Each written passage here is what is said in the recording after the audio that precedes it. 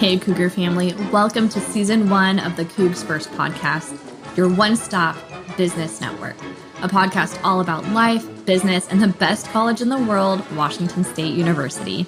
Join us each episode to hear stories from your favorite Cougs, interviewed by yours truly, Kelsey Knutson, class of 2012. We're so glad you're here, and we can't wait to dive into this week's conversation. So grab a cup of coffee, crack open that beer, or pour a glass of wine, and let's kick off another episode of the CougsFirst podcast. Hey, everybody. Welcome back to the podcast. Today, I am so honored to be joined by Kirk H. Schulz. I'm going to read his bio, but more importantly, we're just going to have a really awesome conversation today, and I can't wait. He is the 11th president of Washington State University and a tenured professor in the Jean and Linda Voiland School of Chemical Engineering and Bioengineering since June 2016. President Schulz is guiding WSU's transformation into one of the nation's top 25 public research universities, one that offers exceptional research and innovation and transformative educational experience to undergraduate and graduate students. So I think we have to start, Kirk, with your story. Could you kind of bring us up to speed? How did you end up at WSU? Sure, and I'm sure you want the short version and not the long version. But grew up on the East Coast. My parents both worked at a local university in the Norfolk, Virginia Beach area, Old Dominion University. So I was it was a urban centered university in a big metropolitan area. That's sort of where I grew up. Decided that I wanted to go into chemical engineering and transferred to Virginia Tech, which is in the southwestern part of the state. So for a lot of Cougs out there that said, hey, grew up in Seattle, went to Pullman, the drive was about the same distance that I did when I was a student going from the coastal area of Virginia up to near the West Virginia border. So at that time, Virginia Tech had about 20,000 students. It was in the mountains. It was pretty isolated. There was not a lot there. There wasn't a lot to do besides, cheer for the Hokies, go to class, study, those kind of things. So when I met my wife there, she had just graduated from Blacksburg High School. So I met her when she was 18 and I was 21, I guess, junior. And, we've sort of been together since that time, and then moved around the country as I graduated. My first job was in North Dakota, at the University of North Dakota in Grand Forks, and then moved after a few years there to Michigan Tech in the Upper Peninsula of Michigan, nearly 250 inches of snow a winter, if anybody cares, 6 winters there. And at that point was a department chair. So I started my kind of administrative part of my career and had a research program and, all those kind of things. Then we moved, we were really ready to be at a Division I school. Noel and I've always loved football and going to the games and all of the football Saturday in a college town, I think is just a great experience. Wound up taking a job at Mississippi State after that, interestingly, where Coach Leach now coaches, and my son went to high school there in the Mississippi. We were there for 8 years, and I served as a department chair. Then I served as dean of engineering. And then my final job at Mississippi State was vice president for research and economic development. Started looking around for presidencies, applied a bunch of places, and was hired at Kansas State University. Spent 7 years there, and actually had a lot of colleagues and people I knew in Pullman. And when Washington State opened up, it was something that my wife and I were interested in, living in the Pacific Northwest. The Cougs, and it's interesting. Land-grant universities, they're Coug alumni with masters, bachelors, and PhDs at all these different land-grant schools. My last graduation ceremony at Kansas State, I'm handing somebody a diploma, and they lean over to me and go Cougs, and they had gotten their undergraduate degree at WSU. So anyway, been here since 2016, and my wife and I, we built a retirement home in Spokane, Washington, in the South Hill area, if anybody's interested. We also have an apartment in Richland because Noel does a lot of work with Pacific Northwest National Labs. And then we have a small home in Pullman. So we kind of bounce around the state, all these different places, and we love Washington. A year ago, my mom and sister moved from the East Coast out to Spokane. So Our whole family's generally kind of here. My brother lives in the Bay Area. So we're now, all on the West Coast. So I took my mom to Seattle this last weekend for the first time, and she'd never been. And so we went to the waterfront and Pike Place Market and Chihuly Garden and all those things. So anyway, we're all bought in. And whenever I'm done with this job, we're staying in the state and the region. We just love it out here. I think that's awesome. And I was fortunate to work for WSU Economic Development actually after college. So I know some things about how the university is structured, but a lot of people don't know. Could you explain what a land grant university, what that means and why that's an exciting thing for us? Yeah, so in the midst of the U.S. Civil War, one of the things that happened was the land grant universities were established. And prior to that time, the only educational opportunities available post the high school kind of thing were for rich white people. And they were the prestigious universities. And if you did not fall into being rich and white, there was very, very little opportunity for anybody else to do it. And land grant universities were all founded at that time with the idea of giving, common people, if you will, in the States and using the language of the time, an opportunity to go and get an education in agriculture and the mechanical arts. Today, we would call it agriculture and engineering, but if people talk about A&M at different places, that's what it stood for, is agriculture and mechanical arts. So that's how Washington State was founded, is around that particular time. And then if we sort of advance through the years, some characteristics of land grant universities is typically they have a really large in-state population of students because they're really focused still 130 years later around that same principle of access and giving people who live in a state that opportunity. They have extension. So this is one of the things where we're unique compared to University of Washington is we have an extension service that's in every county in the state of Washington. And so the whole land grant persona is really one of access, affordability, opportunity. It was that way back in 1900. Hopefully we feel doing the same kind of things here in 2022, 2023. So that's a real short synopsis. I couldn't have said it better myself, Kirk. That was great. And what does that also mean for small businesses? Because, this is the CougsFirst podcast and not everyone's a business owner, but there's some exciting pieces. Again, I think people just don't know this stuff. So what does that mean for small businesses? Well, what I think it means is that we've got locations all over the state.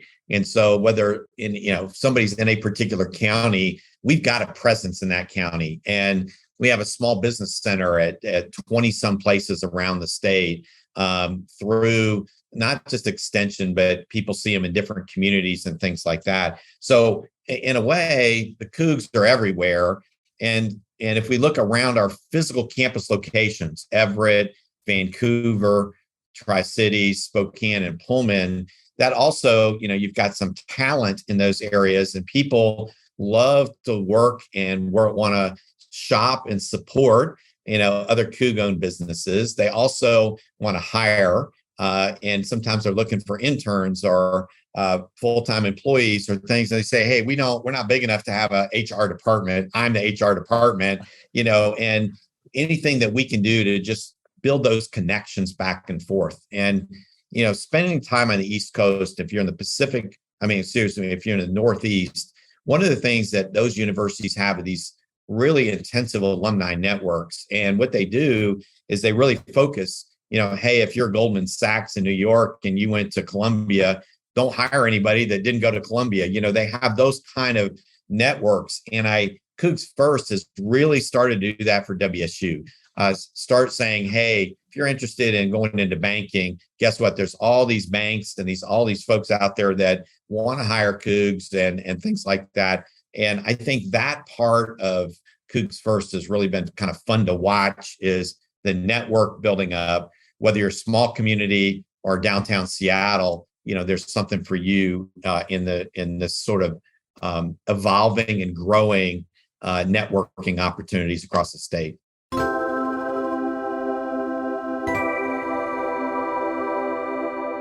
CougsFirst is your one-stop business network. Looking for a new bank or insurance? Think CougsFirst. Buying a new car?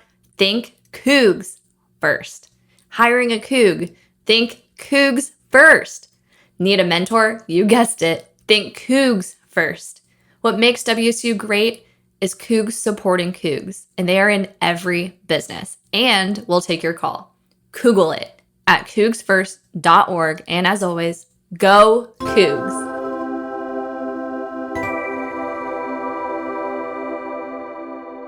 Yeah, I agree. I totally agree with that. And you kind of touched on it a bit, but I want to circle back to all the different WSU campuses and something that's shifted recently, which is having a Pullman chancellor. And again, this is something I didn't know this, so I would love to hear more. What does that mean for WSU? What does that mean for your job? How has it changed? Yeah, so when I arrived and when President Floyd, my predecessor, was here and so forth, we really had two jobs. We were the system president, so we had authority over and opportunities to grow all of those physical campuses throughout the state. I say physical campuses. Our sixth campus is our global campus, which is a growing campus with over 4,000 students in there from all over the world, literally. But if I look at each of those campuses outside of Pullman had a chief executive, and we call them chancellors. And that person's responsibility was to work with the community, work with the students, to serve as that campus CEO, if you will. So Pullman didn't really have that. They had the system president who was supposed to do all that and do all the Pullman stuff. Wow. And a year or two ago, we started looking at that, and the job had just gotten too big. I like to say I was like a Swiss Army knife, right? I can do everything, but nothing terribly well. And so as we looked at raising money, as we looked at individual campuses having their own strategy and interactions with the community, I would miss stuff in Pullman that I think I really should have been at. Then I'm missing stuff if I'm doing stuff in Pullman that I should be at other places in the state representing the university. So we worked with the board to really split those two roles. And the board had been talking about this for 10 years. So this wasn't, sometimes people go, well, this is new. It really wasn't new. They talked to President Floyd about doing some of this. And then just because of the medical school, me being new, all that stuff just went on the back burner. But after about 5 years, it was clear we needed to take that step. So rather than go out and hire somebody outside that didn't know as much, when we hired Elizabeth Chilton as our provost 2 years ago, she had clear interest in serving as our chancellor of the flagship campus. And so we were able to take somebody who actually had been with us for 18 months, had gotten to know the community, living in Pullman. She and her husband, both on the faculty, it kind of really worked well. So the idea now is people have this sense of WSU Pullman identity, but we've never really tried to clarify. So what does it mean to be a Coug at WSU Pullman? What does it mean to be a Coug at WSU Vancouver? The Vancouver campus will describe that, but we just sort of were a little elusive on what it means. And so we talk about Pac-12 athletics, residence halls, Greek life, that kind of experience on the Pullman campus. And we want to, it's our flagship campus. It's our historic home. And so what we want to do is also give that campus an opportunity to really define itself and what makes it unique in the system. So it's a work in progress. My job now as system president hasn't changed, but now I have a chancellor reporting to me for the Pullman campus in addition to the other ones. So it allows me to now be out across the state. I'm going to be more visible in Seattle. I'm going to be more in the Portland, Vancouver area a little bit more. I'll be out on the road fundraising more than I was before, building relationships, building partnerships, dealing with CougsFirst and all those different businesses there, and just a higher degree of visibility for the Washington State University president and the state and region. So at the end of the day, my job is to bring resources in, that's people resources, it's money, it's legislative dollars, federal dollars, all those things. And this allows me to spend more time doing some of those things.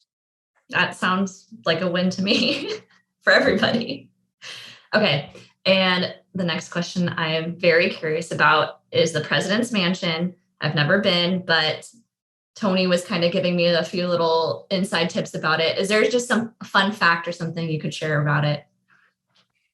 It was built in the early 1900s. And the story goes that the president at the time that was building it, the houses was supposed to face not the road, but inside to campus where the big arch is, because you got to go back, 100 years.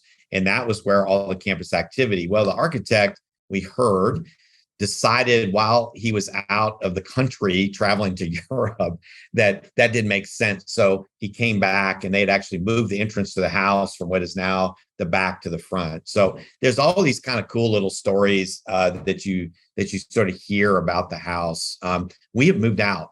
So the chancellor is moved in on July 1st. Most of the activities that occurred there were really focused around Pullman.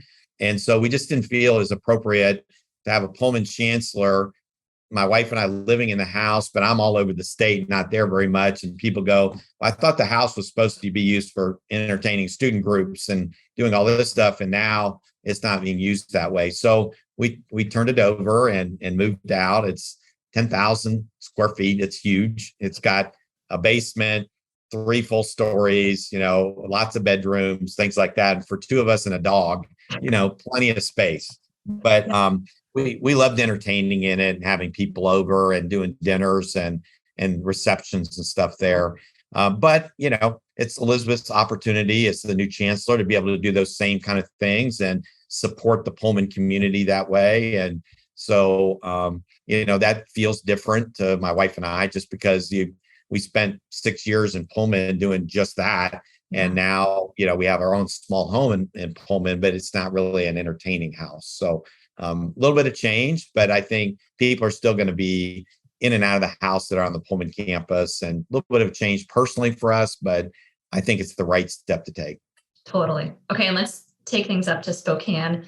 How's the medical school been going? I was around when that all started, and just a quick update on that.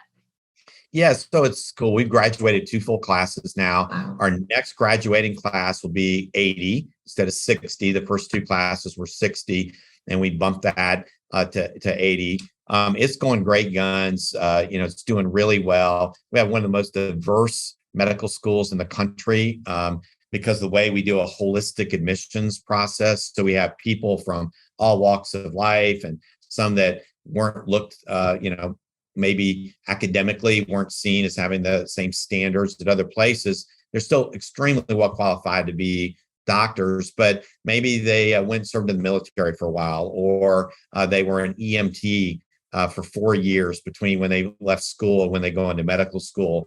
We've just got all these different really lovely human interest stories on these medical students that come in, and they want to work in underserved areas. They want to work in rural areas, and that's a real strong focus for us. So what we're doing now in the medical school, interestingly, it's not just MD degrees, it's residency programs. And there was a modest amount of residency programs on this side of the mountains. So largely, they were almost all in the Seattle area. So we're working on establishing the first pediatrics residency in Eastern Washington in the history. And so we've got things like that now that we're stepping into that space. We're raising private dollars. We are establishing a residency program at Pullman Regional Hospital. So if people want to say, what is it like to practice medicine in a college town? We have pioneered the way to do that. And it's a small hospital. I mean, Pullman's not a big place like Spokane, right? So it's a unique residency program. There's only 2 or 3 like it in the country. And we think that this is going to be the next step. So data shows that if you go to medical school in a state and you do the residency in that state, about 70% of those folks will stay and do long-term practice in that state. So it's not just the MD degree, it's the residency program and doing that well. So that's kind of our newest challenge. And we'll spend the next 4 or 5 years. We would like to have somewhere around 500 residency slots on this side of the state. Right now, we're probably at 150. So, we're going to keep growing it, but it's going really, really well up here. It's exciting to see that growth.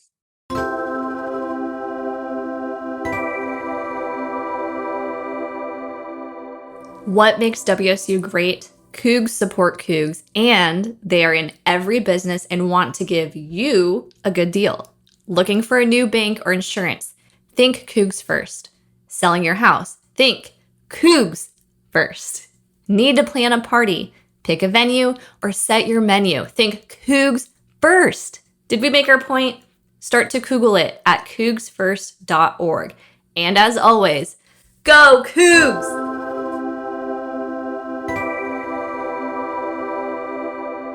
Yeah, that's amazing. Okay, shifting a tiny focus to sports for just a minute, because I know we have tons of sports fans. What are you excited about going into this year? If you're listening in real time, it's July 2022. So what are you personally excited about going into this year for sports? Well, I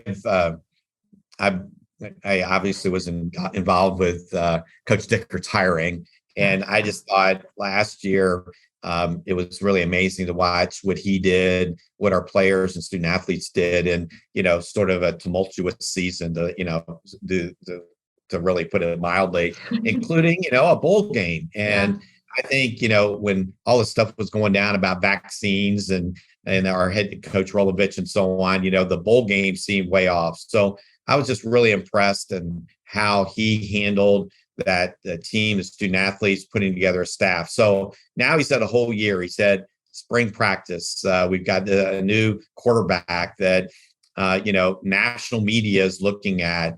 I think we're going to be exciting to watch. I think we're going to be better than we were last year, and so I just think we have been a tough place to play for the Coach Leach era, and I think with the Coach Dickert era, we're going to see the same thing. Nobody's going to want to come play us in Pullman. So I think the question is, how do we do on some of those other games, and can we go win the Apple Cup for second year in a row? This time in Pullman. I think it'll be really cool to see. So just looking forward to seeing our guys out there competing and hopefully, really full stadiums, because I think these guys work hard. They deserve it. And I know our fans last year, because of vaccine cards and some of that, some people stayed away. This year should be kind of back to normal, if you will. And I just think it's going to be cool to see big crowds once again, in that stadium all season. Yeah. Come on, everyone, come back home. It's time. We need you in those stands. In September, if you can't find a way to come back, when the weather's gorgeous, there's no snow, you get to watch us play, probably get to watch us win. If you can't come back for that, and I really just hope that when those guys go out there in that home opener, that we got 32,000 people on their feet, really excited about Cougar football. So for me, that's certainly one thing. I think the second thing is I had dinner with Kyle Smith this last week, and just talking about how things are going. And he thinks we're going to be better than we were last year. And, we had a couple guys go in the transfer portal and kind of decided, okay, WSU is where I need to be. And he's really focused on making sure we have a couple Washington kids on our roster. And I think that is really important. And I think we're going to be an NCAA tournament team this next year. And so that's been a long drought. But, the NIT last year was pretty cool for us to beat a bunch of teams and go play in Madison Square Garden. So, I talked to fans all over the place that had kind of given up a little bit on basketball when Coach Kent was there. And it's kind of fun to see and exciting to see us once again be really competitive. We're not an easy W for anybody. And, we're tough on the road as well. So anyway, that and, can we make it 3 in a row with women's basketball? So I just think we are doing really well, got great coaches. And then, you're like, God, is he ever going to stop answering this question?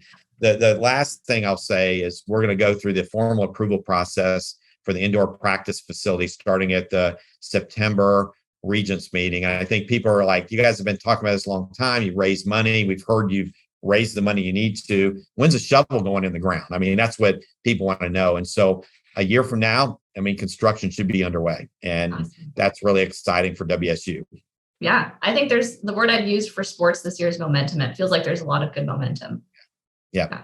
I think we got excellent coaches in place.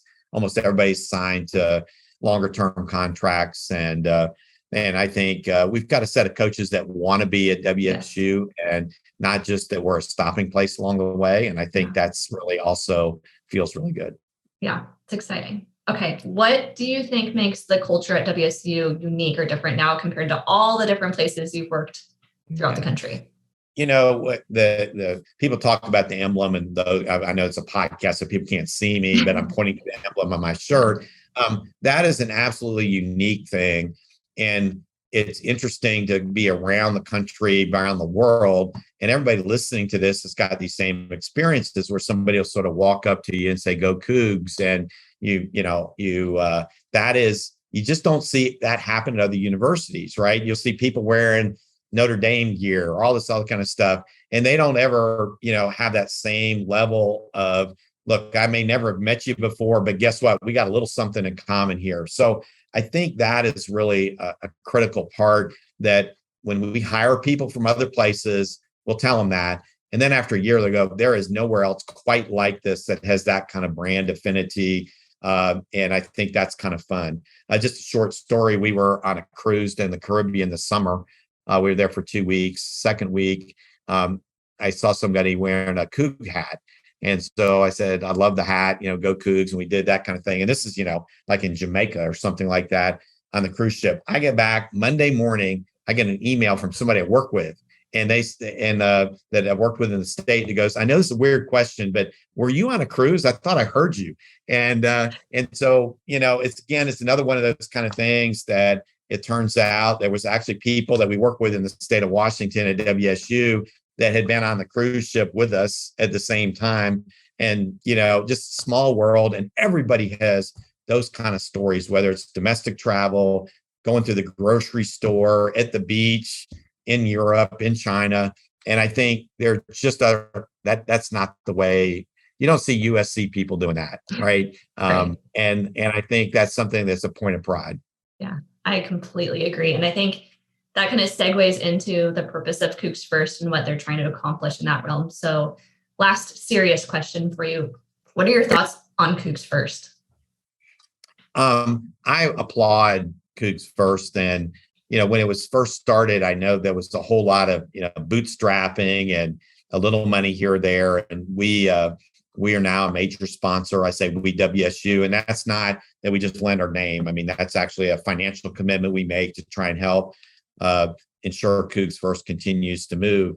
I was just astounded the first couple of times I go, and you walk aisle after aisle after aisle and find just all these different businesses, wineries, agricultural products, banking, and you go around, you find that's the one thing people have in common is some affinity to WSU through marriage, through, hey, I'm a fan, through I went there to school.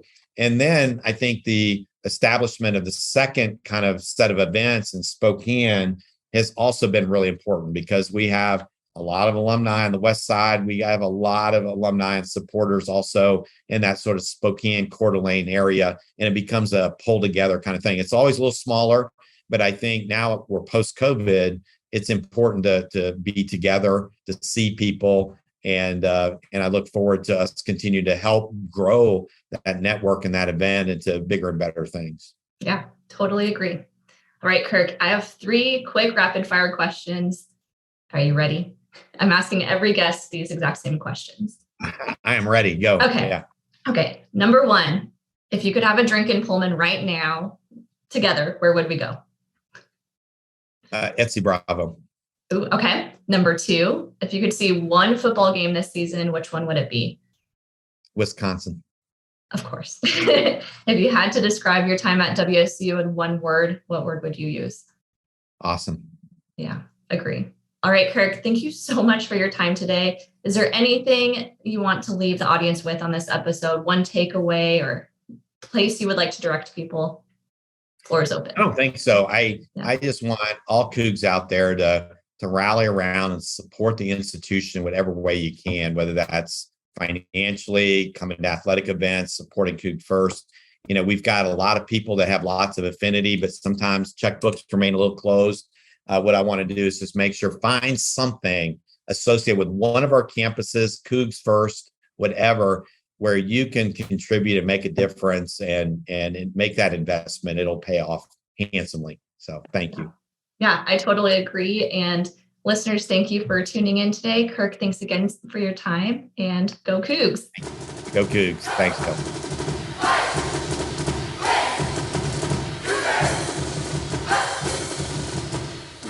And that's a wrap. Thanks for hanging out with us on the CougsFirst podcast. We hope you leave feeling inspired, entertained, and encouraged to support yet another awesome Cougar-owned business. If you like what you heard, do us a huge favor and leave a review for the CougsFirst podcast on Apple, Spotify, Stitcher, or wherever you listen. Be sure to subscribe to stay up to date on the latest episodes, and please share this podcast with your fellow Cougs. And remember to thank CougsFirst for all of your products and services. But until the next episode, let's end it with a good old-fashioned Go Cougs!